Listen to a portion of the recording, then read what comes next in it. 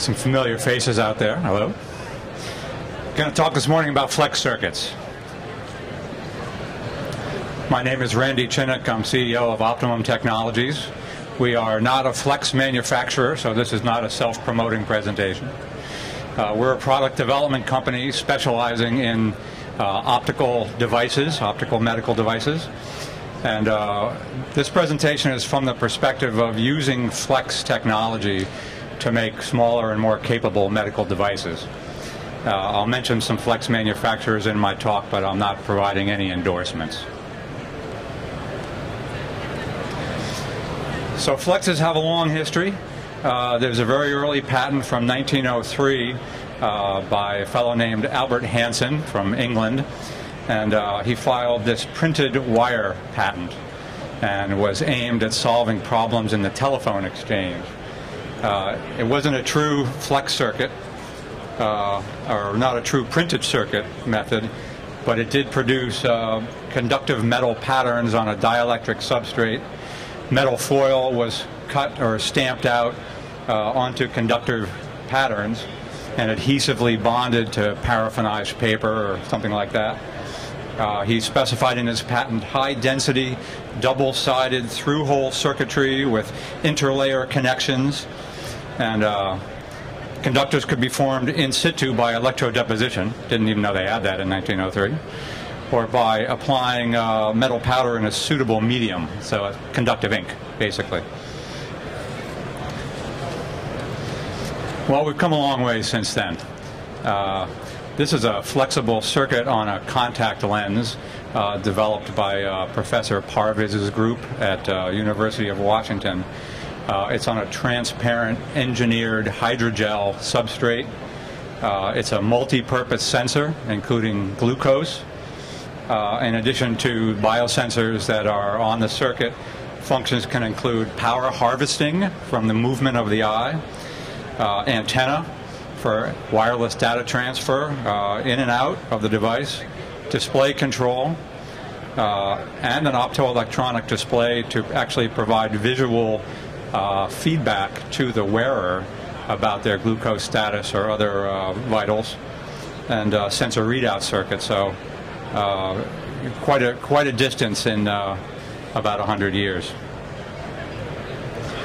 So why use flex circuits in medical devices? There's some obvious and some not quite so obvious reasons. First of all, they're lighter and more rugged than rigid PCBs. They can be folded and bent even into very complex origami patterns. They can articulate, so they're the ideal conductors to go through hinges or other articulating features in a device. Mounting features can be easily integrated into the flex circuit, such as flanges, through holes. Flex circuits are generally die cut, so once you pay for a tool, you can incorporate a number of features very inexpensively. They have some unique connectivity capabilities compared to rigid circuits, and it can actually replace wires and harnesses. And I'll show you an example of a device that one flex circuit completely eliminated the need for any wires. And it can have flexible and rigid sections, which gives it a lot of configurability. So the result of all these capabilities is providing design freedom to make the most of the available space in medical device. This enables more compact and capable devices.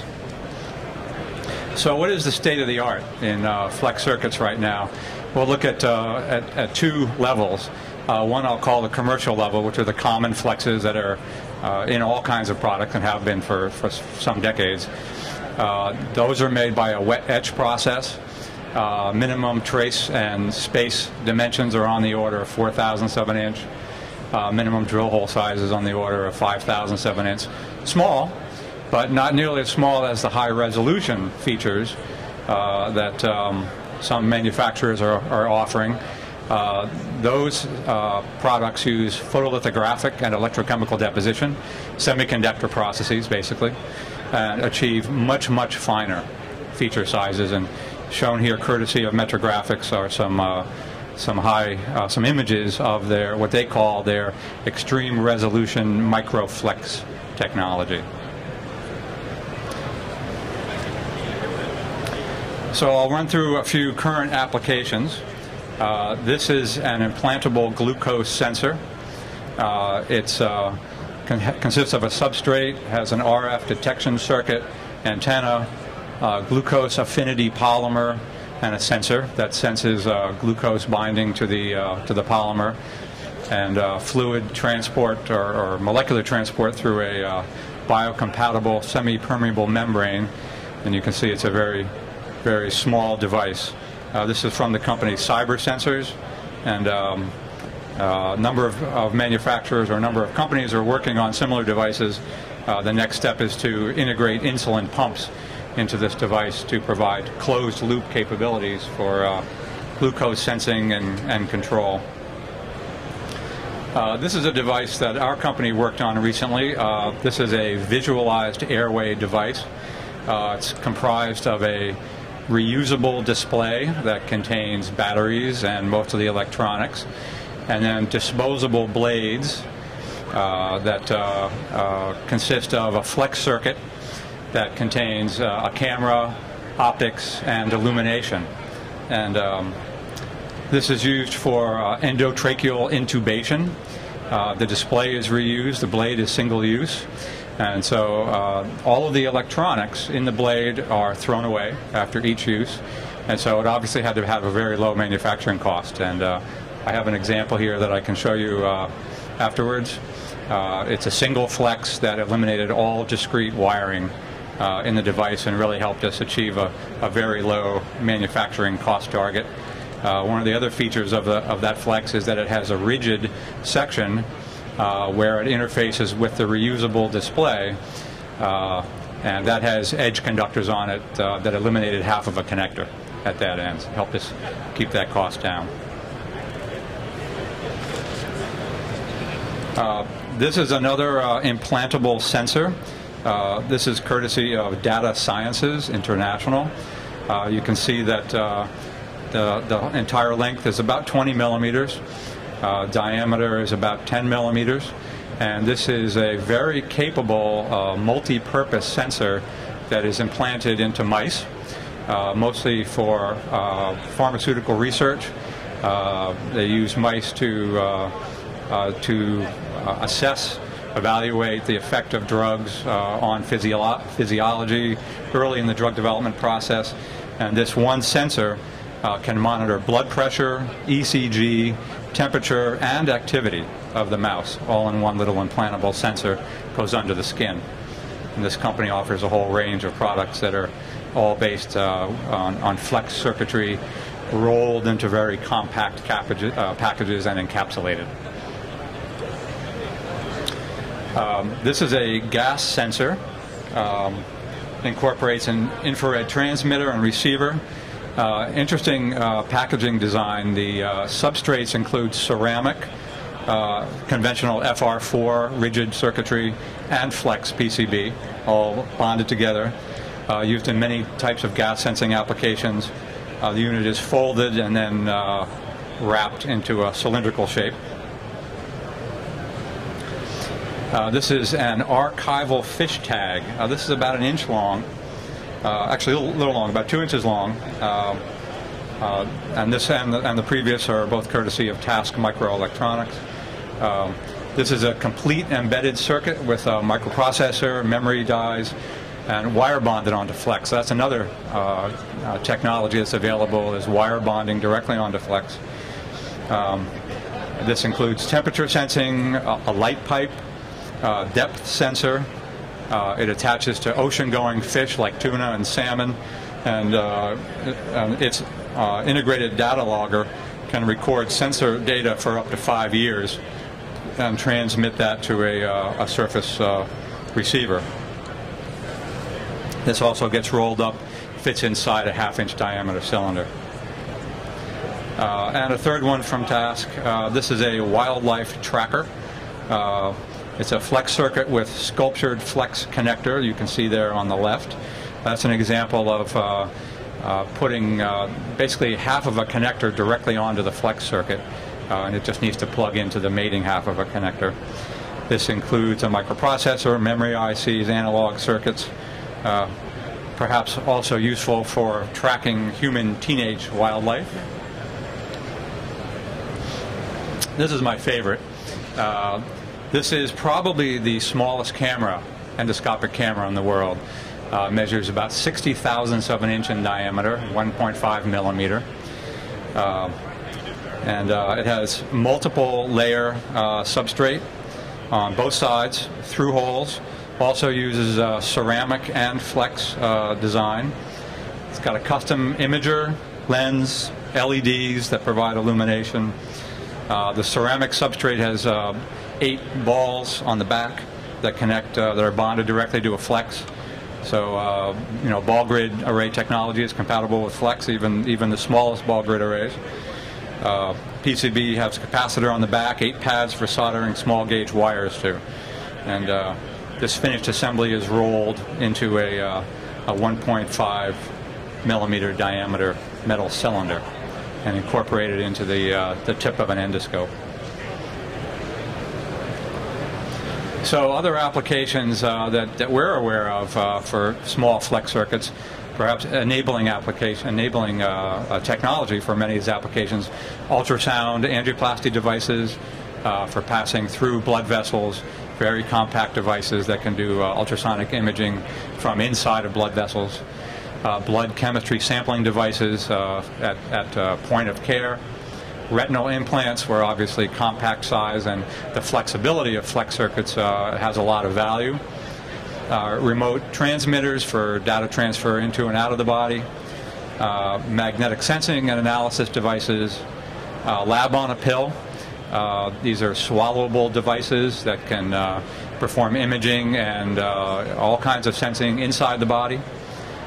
Smart pills that are generally point of care devices or implantable devices like some of the ones I've already shown you. pH monitoring device that actually attaches to the esophagus just above the stomach and is used for monitoring acid to diagnose reflux disease.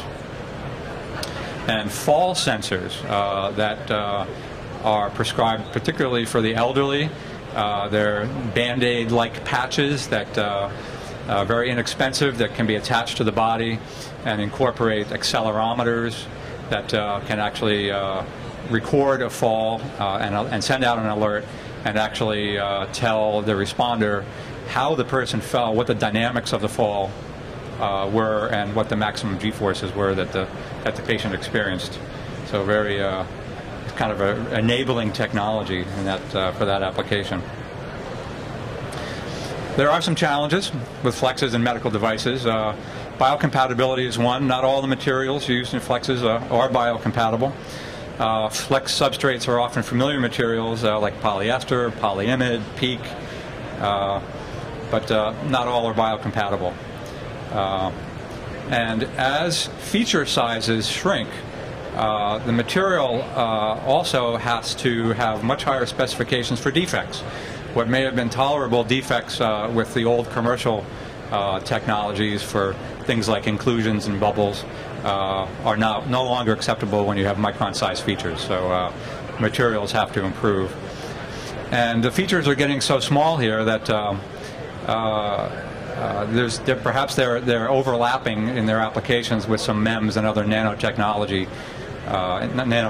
that are out there. And this micro lens holder image that Metrographics provided me reminded me of a lot of the structures that are being produced using MEMS technology. So there's perhaps some overlap in this area. So what's coming next with MEMS? Probably most of you are familiar with Moore's law. Gordon Moore was the co-founder of Intel, and in a 1965 paper he predicted that the number of transistors that can be placed inexpensively on an integrated circuit will double every 2 years. And it has turned out to be remarkably true over the last 40 years, as this graph shows. And I show this because I think there's probably a corollary. As flex technology adopts semiconductor processes, I suspect that flex circuitry will also experience a similar kind of growth. So beyond ever denser circuits and systems, I forecast new functionalities enabled by smaller and more specialized integrated circuits. Examples include distance sensors, accelerometers, inclinometers, and a variety of biosensors. Manufacturing processes based on self-assembly, and I'll talk a little bit more about that in a moment. Micron scale interconnects incorporated onto very thin, flexible plastic substrates, and biocompatible polymer encapsulation. For example, that contact lens circuit that I showed you is being encapsulated into a material that can be polished and then actually placed on a human eye as a contact lens. There are some very cool devices in development. On the left there is a anchorable pill cam being developed at Carnegie Mellon. Probably a lot of you are familiar with the original pill cam developed by Given Imaging. It's about 14 millimeter diameter, and after it's swallowed, it passes through the GI tract, taking pictures of the entire tract and plays a movie afterwards. One of the problems or limitations with that is there's no control of its position. It just passes through the GI tract by peristalsis. So at Carnegie Mellon, they're working on a device looks a little bit like Sputnik that has deployable little anchors that when they see something of interest, they can deploy the anchors and explore that feature a little bit further. And that is using rolled flex circuit. On the right is a self-assembling robot being developed at MIT. Each of those modules is swallowed independently, and then magnets cause the device to self-assemble in the stomach. The idea is to build a robot, a snake robot, in the stomach that is bigger than what could be swallowed comfortably by a patient. So you swallow it in small bits, it self-assembles in the stomach. One module contains battery power, another contains electronics, another might contain a video camera, and it does this thing as it snakes its way through your GI tract.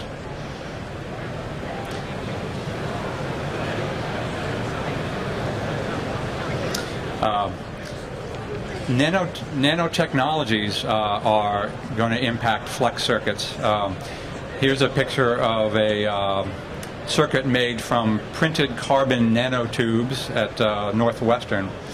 And this is a series of ICs that are the fastest low-power transistor arrays ever fabricated using a printer. Not silicon photolithography technology, but printed circuits. This is developed by Mark Hersham, professor of material science and engineering at Northwestern. And this will, when you combine this nanotechnology printing with evolving flex circuitry, it's going to enable a lot of new applications. Another very exciting technology is being able to integrate single crystal silicon circuits on flexible and stretchable substrates. So all of these printed materials are a lot slower than single crystal silicon. So you can't get the kind of processing power per unit area that you can get with single crystal silicon. This researcher at University of Illinois, John Rogers, Material Science Department, and his colleagues have demonstrated that it's possible to use ultra-thin silicon to build entire sheets of foldable and stretchable circuits. The entire thickness of the circuit is 1.5 microns. And that includes the plastic substrate, metallization, silicon, dielectrics, everything. So a circuit as thin as that is naturally bendable just by the mechanics. And the key to this development was being able to process the single crystal silicon at the very high temperatures that are required for that material, like 800 degrees C, and then being able to lift those circuits off of a carrier substrate and transferring them onto these very thin, flexible substrates. And he has developed a physiology sensor. That's what's shown in the picture on the right here. that has 288 electrodes in a 1.5 square centimeter area. And this is placed on the heart, the outside of the heart. It's used for electrophysiology mapping that measures electrical activity of the heart muscles with very high spatial resolution, and is used to diagnose fibrillation at a very early stage, very sensitive detection. And because the circuit can be rolled into a very small tube, it's potentially deployable through a catheter inside the heart as well, unfolded, used to take measurements, and then refolded and withdrawn from the body. Another exciting application includes wrapping a sheet of this similar material with electrodes on it, actually around the brain of an epileptic to forecast seizures. And they're also designing these sensors into latex gloves, stretchable latex gloves that can be worn, surgical gloves that can be provide tactile feedback and other sensing for training of surgical students. So this is all a pretty fantastic voyage to nanomedicine, and I hope I provided some useful information here. I did bring some samples along with me, and I'll be happy to take your questions. My colleague George Grubner is also sitting in the front row, also available to answer some questions. If you'd like to contact me after the show for a copy of this presentation, here's my contact information. Thank you.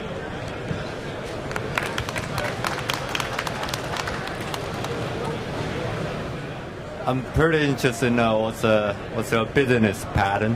What's the your business pattern mode? Of our company? Yeah, how do you convert those technology into a business? Okay. Well, we are a product development company, so medical device manufacturers come to us and we help them develop products and commercialize products that incorporate a number of technologies, including microflex technologies. Did that answer your question? Okay.